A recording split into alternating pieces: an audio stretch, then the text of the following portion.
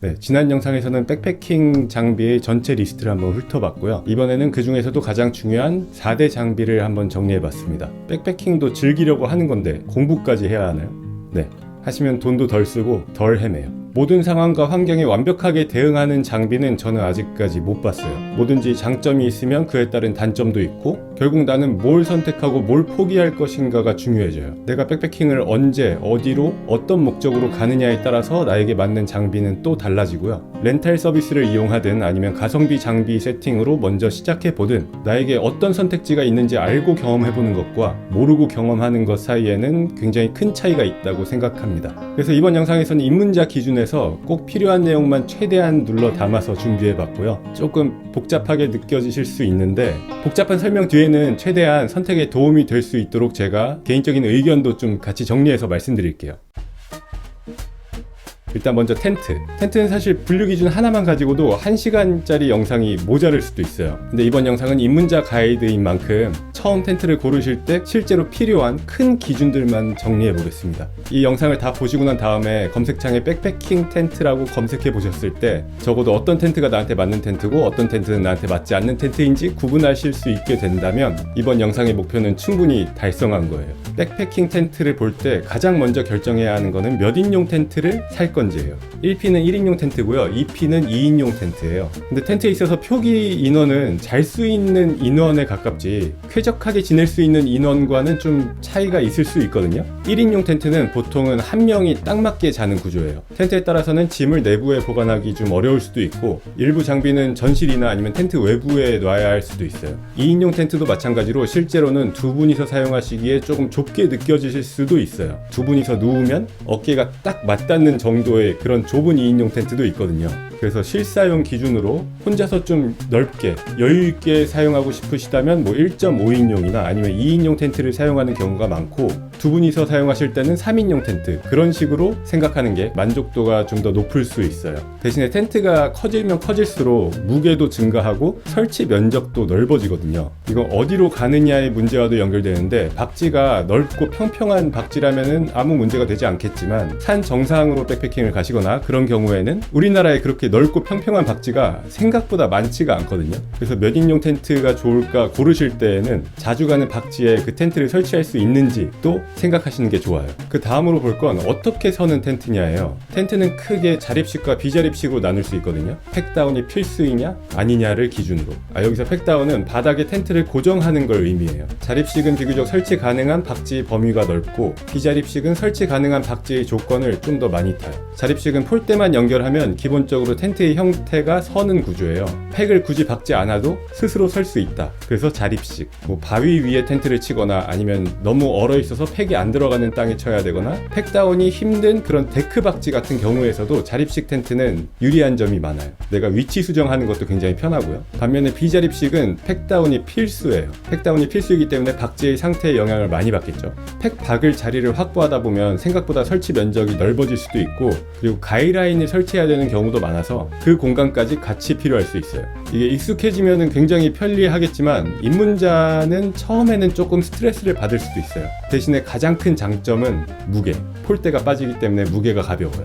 텐트는 자립식이냐 비자립식이냐에 따라서 형태도 많이 갈리는데요. 일단 돔형 텐트는 자립식 텐트의 가장 대표적인 형태죠. 백패킹 텐트를 검색하거나 아니면 백패킹 박지에서 가장 흔히 볼 수 있는 텐트 형태이고 정보가 많고 또 텐트 종류도 많아서 선택지가 많은 편이에요. 대신에 겉모양이 돔형이라고 해서 무조건 자립식인 건 아니거든요. 폴대 일부분을 생략하면서 일부 면에는 팩다운이 필수인 반자립식 돔형 텐트도 있어요. 이런 반자립식 텐트는 설명을 듣는 것보다 한번 영상을 보시면 바로 이해하실 수 있는데 니모의 호넷 아니면 C2 서밋의 알토, 빅 아그네스의 타이거 월 같은 그런 텐트의 설치 영상을 한번 보시면 바로 이해되실 겁니다. 이런 반자립식 텐트들은 피칭 편의성은 좀 떨어져도 폴대의 일부분이 생략되는 만큼 무게에서의 이점은 있어요. 그리고 돔형 텐트는 피칭 방식에 따라서도 크게 두 종류로 구분할 수도 있어요. 이너를 먼저 피칭하는 방식과 플라이를 먼저 피칭하는 방식. 이너 먼저 피칭은 말 그대로 이너와 폴대를 먼저 세우고 그 위에 플라이를 덮어 씌우는 방식이에요.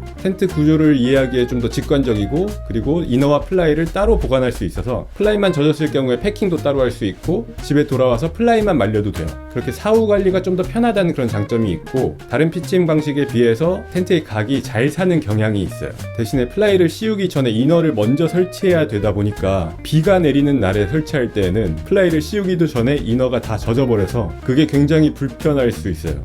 반면에 플라이 먼저 피칭 방식 텐트는 기본적으로는 플라이를 먼저 씌우고 그 안에 이너를 거는 방식이거든요. 피칭과 동시에 플라이가 씌워지기 때문에 우천시 대응하기에 유리하죠. 게다가 요즘에는 플라이와 이너가 결합된 상태로 한 번에 피칭할 수 있게 피칭 편의성이 강화된 그런 텐트들이 많이 나오거든요. 또 텐트에 따라서는 그라운드 시트까지 한 번에 결합된 상태로 피칭할 수 있는 그런 텐트들이 많아서 그런 텐트들은 피칭하는 게 굉장히 빠르고 편리해요.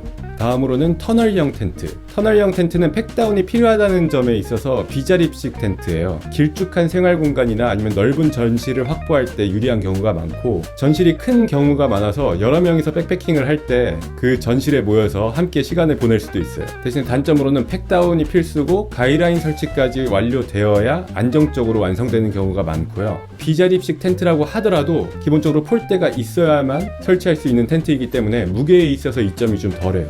넓은 설치 면적을 차지하기 때문에 박지에 대한 적응성이 좀 떨어질 수 있고요. 그리고 환기성이 상대적으로 약한 편이라서 여름철에 사용하기에는 좀 덥게 느껴질 수 있다고 해요. 그 다음으로는 등산 스틱을 세워서 완성하는 그런 비자립식 텐트들도 있는데요. 폴대 대신에 등산 스틱을 사용하기 때문에 그만큼 무게에 있어서 유리한 점이 많아요. 1kg 미만인 그런 비자립식 텐트들도 굉장히 많고요. 대신에 설치하는 지면의 상태에 따라서 피칭 난이도가 많이 달라질 수 있어요. 팩다운이 필수여서 설치 면적이 생각보다 좀 넓을 수 있고, 일부 텐트들은 장력 조절을 세심하게 잘 해야지 그 형태가 이쁘게 완성되는 경우도 있어요. 그리고 텐트의 높이를 등산 스틱 하나 또는 두 개로 확보하다 보니까 안에 들어가서 생활할 때 천장이 좀 낮다고 느껴질 수 있는 경우도 있고요. 그리고 텐트의 외곽선을 지탱해주는 폴대 같은 그런 구조물이 없어서 바람이 너무 세게 부는 그런 환경에서는 가이라인 설치를 해도 버티기 어려웠다는 후기도 찾아볼 수 있어요.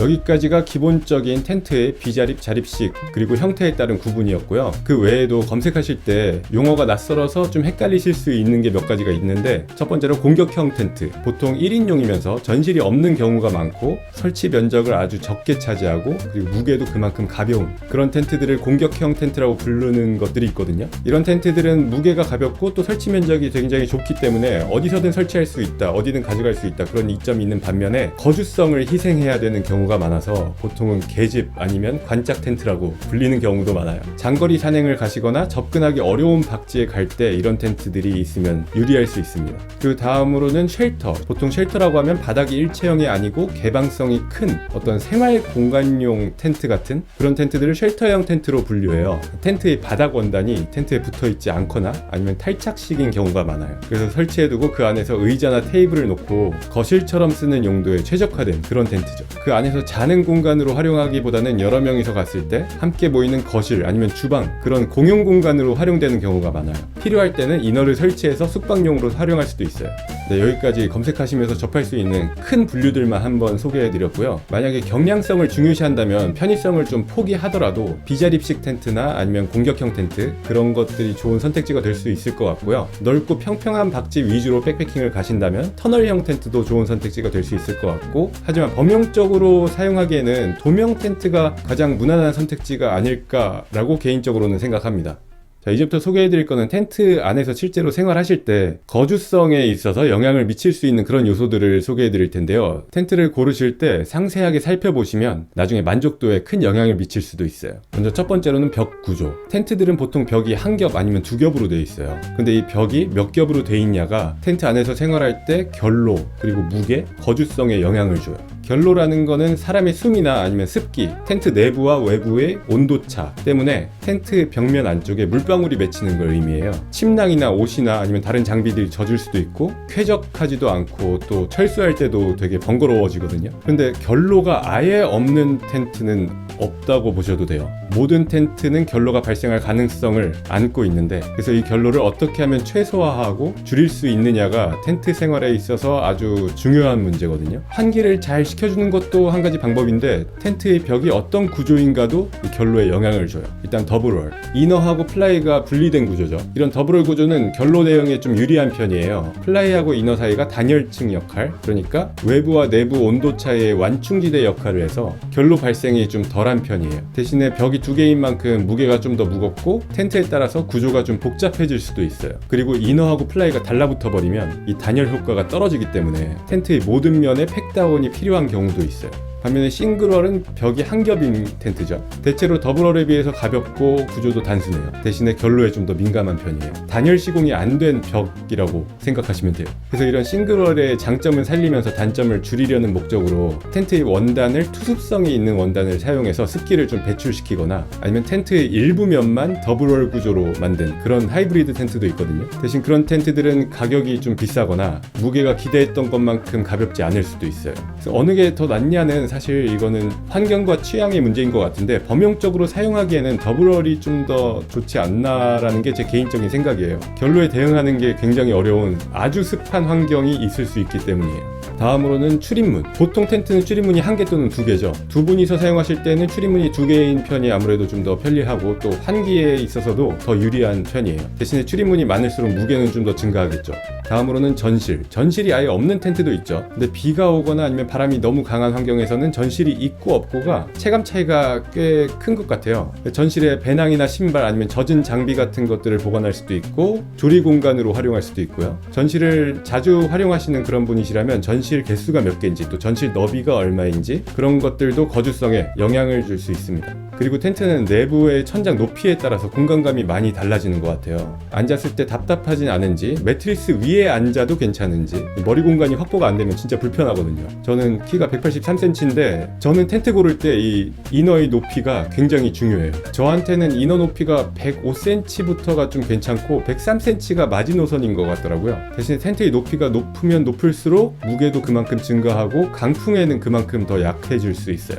그리고 다음으로는 이너의 형태. 더블월 텐트의 경우에는 계절에 따라서 이너의 재질을 선택할 수가 있어요. 메쉬 이너 아니면 솔리드 이너. 메쉬 이너는 조건부로는 4계절 다 사용 가능해요. 구멍이 다 뚫려 있는데 춥지 않냐라고 생각하실 수 있는데 백패킹 텐트는 무게가 큰 이슈이기 때문에 두꺼운 원단을 사용하지 않는 경우가 대부분이에요. 그래서 보온 성능을 텐트에서 기대하기는 어렵고 실제 보온은 침낭, 매트리스, 의류가 더 중요해요. 그래서 메쉬 이너라고 하더라도 바람이 안 불거나 아니면 플라이가 바닥면에 가깝게까지 내려와서 바람을 다 막아준다면 극동계에도 사용한 경우가 있어요. 그리고 구멍이 다 뚫려 있는 만큼 메쉬 이너는 환기에도 유리하고 또 결로 발생도 훨씬 적은 편이에요. 반면에 솔리드 이너는 동계에 사용하기에 적합해요. 바람을 더 막아주기 때문에 보온에 유리하거든요. 대신에 환기를 좀 제대로 시켜주지 않으면 어떤 경우에는 아주 심한 결로가 발생할 수도 있어요. 그리고 다음으로 그라운드 시트. 그라운드 시트는 개인적으로는 사용하는 걸 추천드려요. 왜냐하면 지면의 습기나 아니면 뾰족한 물체로부터 텐트 이너의 바닥을 지켜줄 수 있고 텐트 이너가 손상되는 것보다 그라운드 시트가 손상되는 편이 훨씬 마음 편하잖아요. 텐트마다 전용 그라운드 시트가 있는 경우가 있고 전용 시트가 없거나 아니면 전용 시트가 너무 비싸거나 한다면 충분히 다른 비슷한 사이즈의 그라운드 시트로도 대체가 가능해요. 근데 그라운드 시트 선택하실 때 조심하셔야 될 거는 그라운드 시트가 이너보다 더 넓으면 안 돼요. 이너보다 아주 살짝 좁아야 비 오는 환경에서도 텐트 바닥면에 물이 고이지 않기 때문이에요. 자, 이제 마지막으로 원단하고 코팅 얘기인데요. 개인적으로는 텐트 고를 때 너무나도 중요하게 생각하는 요소이긴 한데 이것까지 다 얘기하면 입문자 가이드치고 영상이 너무 복잡하고 길어지지 않을까 해서 뺄까 고민했는데 그래도 언급을 안 하고 넘어갈 수는 없는 것 같아서 그래서 이번 영상에서는 좀 큰 개념만 설명드리고 만약에 자세한 내용이 좀 더 알고 싶으신 분들만 제 텐트 영상들을 한번 보시는 걸 추천드릴게요. 일단 원단은 크게는 뭐 나일론, 폴리에스터, 다이니마 이렇게 세 가지로 나눌 수 있을 것 같아요. 나일론은 대체로 가볍고 강도나 내구성 면에서 장점이 있는 경우가 많아요. 대신에 추운 날에는 좀 수축이 있고 젖으면 처짐 현상이 발생할 수 있고 무게도 좀 무거워질 수 있어요. 반면에 폴리에스터 원단은 수분에 대한 영향이 좀 적은 편이라서 처짐 현상도 거의 없고 수축도 굉장히 적어요. 대신에 내구성이 나일론에 비해서 좀 약한 편이에요. 그리고 아직까지는 폴리에스터 원단으로 만든 텐트가 나일론으로 만든 텐트에 비해서는 시중에서는 그렇게 많이 찾아볼 수 있는 것 같지는 않고요. 그리고 다이니마 하면은 초경량 원단이죠. 마모도하고 자외선에 대한 영향을 제외하면 내구성 면에서도 나일론보다 좀 더 우위에 있고요. 그리고 압도적으로 높은 내수압을, 그러니까 방수성을 확보할 수 있는 경우가 많아요. 대신에 가격이 한번 검색해 보시면 아시겠지만 굉장히 비싸고, 염색이 나일론에 비해서는 좀 어려운 편이라서 컬러 선택이 좀 제한적이고, 무엇보다 저한테는 너무 치명적인 단점인데 텐트 내부가 비친다는 그런 단점이 있어요. 그리고 텐트는 방수성과 내구성을 확보하기 위해서 이런 원단들에 코팅을 하거든요.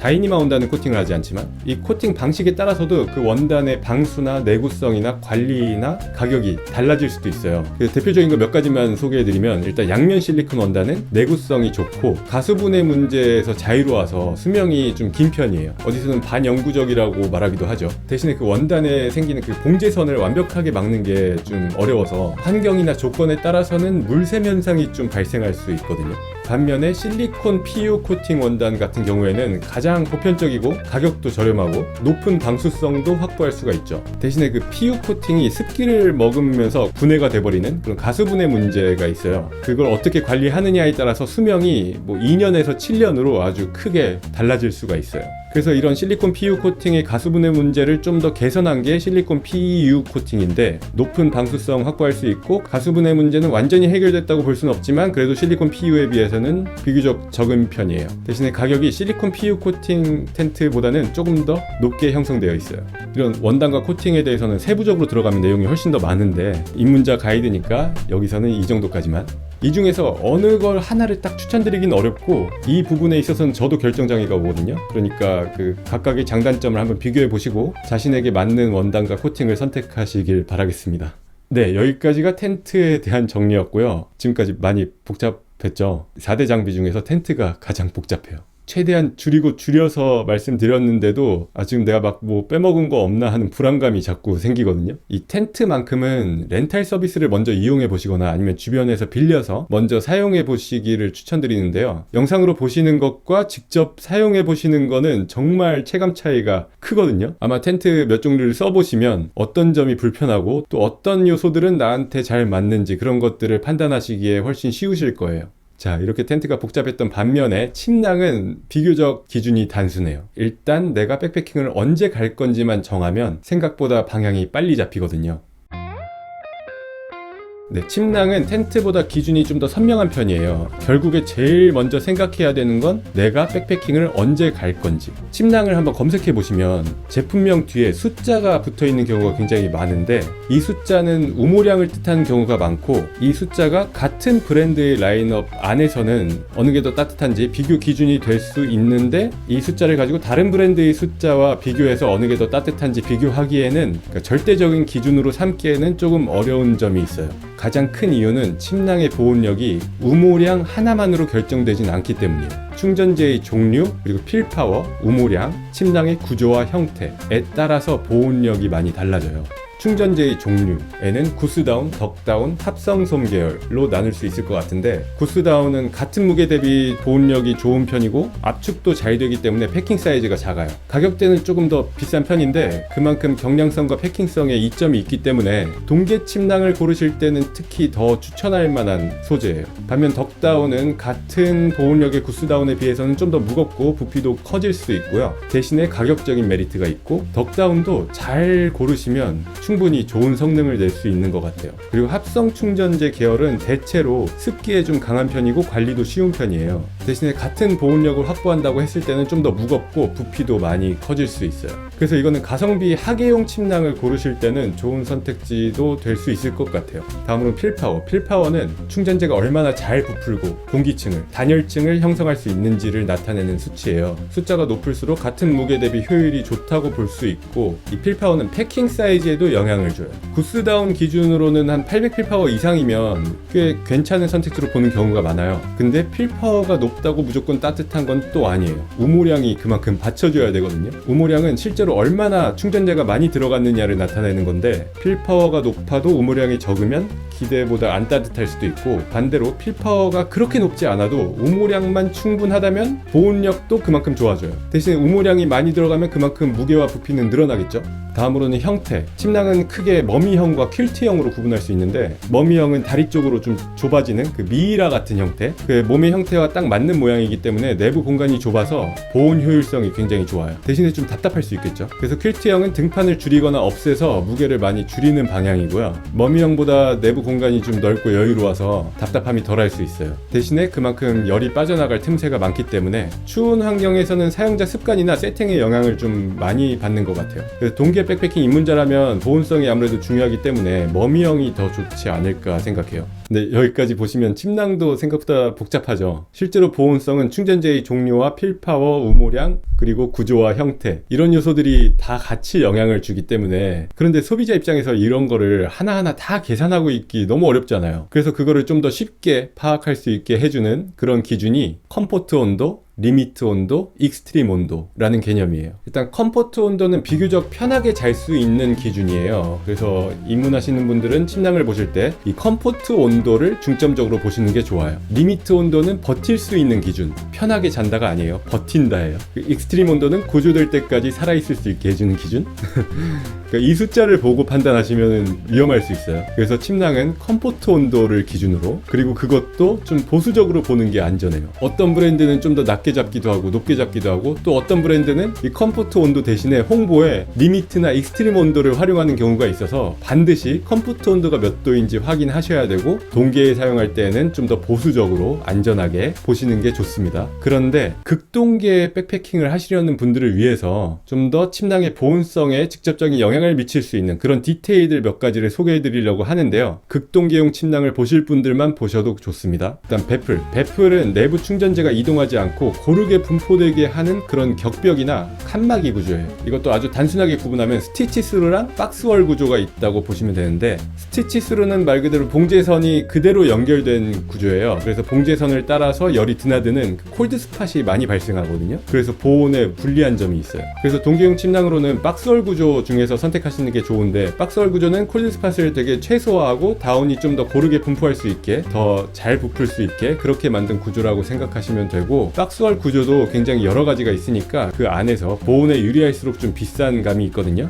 잘 선택하시길 바라겠습니다. 그리고 추가적으로 침낭에 되게 여러 가지 디테일들이 많아요. 열 손실을 최소화하는 설계들, 목 주변의 열 손실을 최소화해주는 넥배플이라든지, 발이 좀 더 시리지 않게 해주는 풋박스 설계, 지퍼 라인의 열 손실을 최소화해주는 드래프트 튜브, 아니면 바닥보다 보온에 더 직접적인 영향을 미치는 상판에 충전재를 좀 더 집중시킨 오버필터, 보온 성능을 극대화한 극동계 침낭을 고르신다면 이런 세부 디테일까지 꼼꼼하게 보시는 편이 좋을 것 같아요. 그러면 실질적으로 백패킹은 언제 갈 거냐가 제일 중요하다고 말씀드렸잖아요. 그러면 어떻게 골라야 하냐, 계절에 따라서 하계에 갈 건지 간절기에 갈 건지 동계까지 갈 건지 어디까지 갈 건지 정해야 되고, 그 4계절을 한 번에 다 커버하는 그런 침낭은 없거든요. 뭐 여러 겹의 침낭을 레이어링하고 패딩이나 그런 걸로 레이어링해서 보온을 극대화해서 그렇게 동계까지 4계절을 다 커버할 수도 있겠지만, 그거 굉장히 귀찮고 번거롭고 불편할 거예요. 동계까지 가시려면 동계용 침낭이 있는 편이 좋다고 생각을 하고, 저 같은 경우에는 동계용 침낭 하나, 3계절용 침낭 하나, 그리고 침낭 라이너, 이렇게 3가지를 구비해 두고 있어요. 동계에는 동계용을 쓰고, 봄, 가을에는 3계절용을 쓰고, 그리고 여름에는 3계절용을 내가 안에 들어가지 않고 그냥 위에 덮는 방식으로, 아니면 너무 덥다 싶으면 침낭 라이너만 쓰거나